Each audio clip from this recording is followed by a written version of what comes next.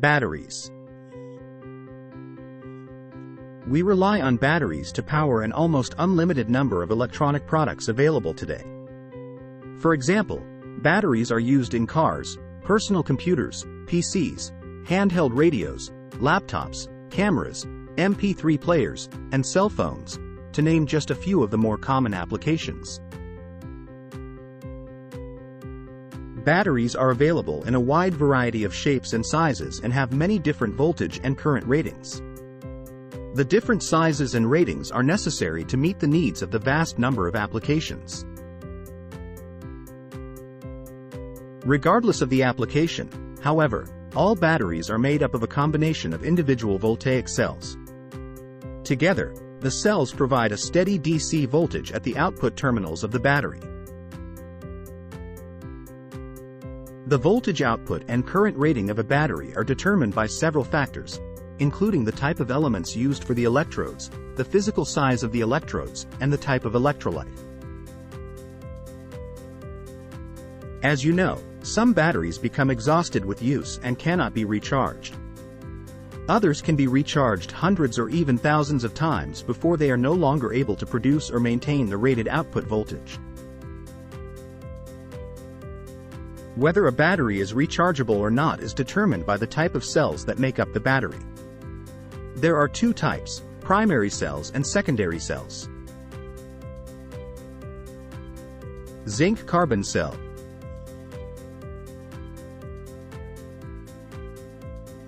It has a zinc negative electrode, a manganese dioxide positive electrode, and the electrolyte is a solution of ammonium chloride. The carbon rod is in contact with the positive electrode, but is not involved in the chemical reaction, and is called the current collector.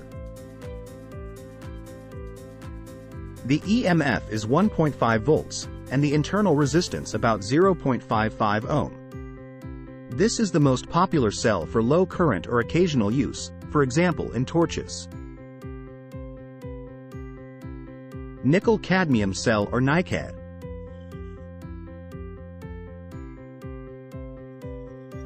The electrodes are of nickel, positive, and cadmium, negative, and the electrolyte is potassium hydroxide. It has an EMF of 1.2 volts and is made in the same sizes as primary cells, for example HP2, PP3. Button types are also available. High currents can be supplied. Recharging must be by a constant current power supply because of the very low internal resistance. Battery. Cell. Battery. Cell. DC voltage. DC voltage. Electrode.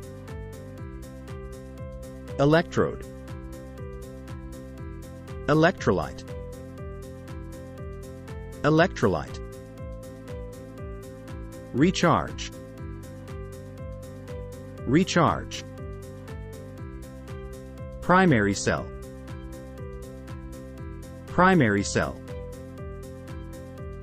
Secondary cell. Secondary cell. Voltaic cell.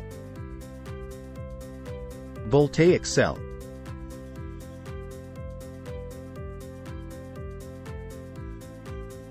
Question 1. What are batteries used for? Question 2. What determines the voltage and current rating of a battery? Question 3. Which of the following batteries can be recharged? Question 4. What is the main advantage of a nickel-cadmium battery over a zinc-carbon battery? Question 5. Which battery type is best suited for low-current, occasional use devices? Question 6. Why must nickel-cadmium batteries be recharged with a constant current supply?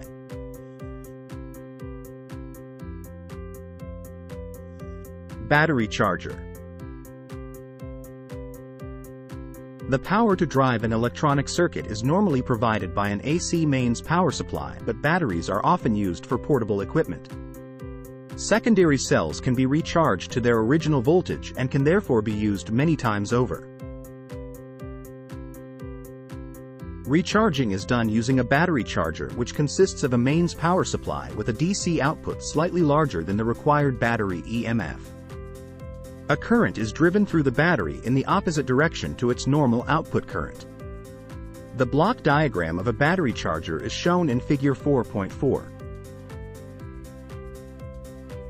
The first stage consists of a transformer which steps down the voltage of the AC mains, see Figure 4.5. The charger is switched on and off by a double-pole switch connected in series with the mains input. A neon lamp, connected across the primary of the transformer, shows when the charger is on. A fuse is connected in the live side of the supply to protect the transformer.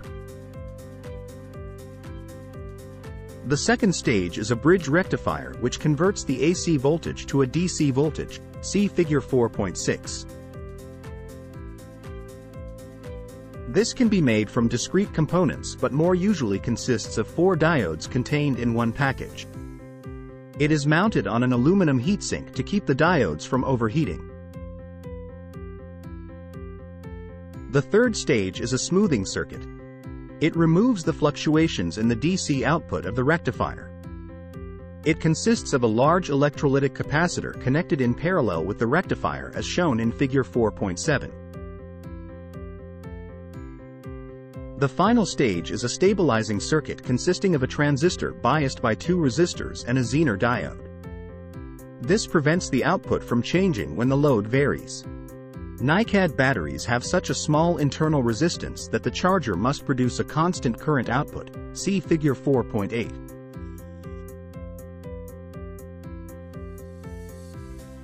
AC mains power supply. AC mains power supply. Battery charger. Battery charger. Bias. Bias. Bridge rectifier. Bridge rectifier. Double pole switch. Double pole switch. Electromotive force. Electromotive force. Fuse. Fuse. Heatsink. Heatsink. Transformer. Transformer. Rectifier. Rectifier. Smoothing circuit or filter. Smoothing circuit or filter. Stabilizing circuit or regulator. Stabilizing circuit or regulator. Question 1. What provides the power to drive an electronic circuit? Question 2.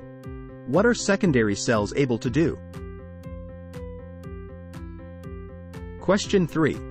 What is the purpose of a battery charger? Question 4. What does the first stage of a battery charger contain? Question 5.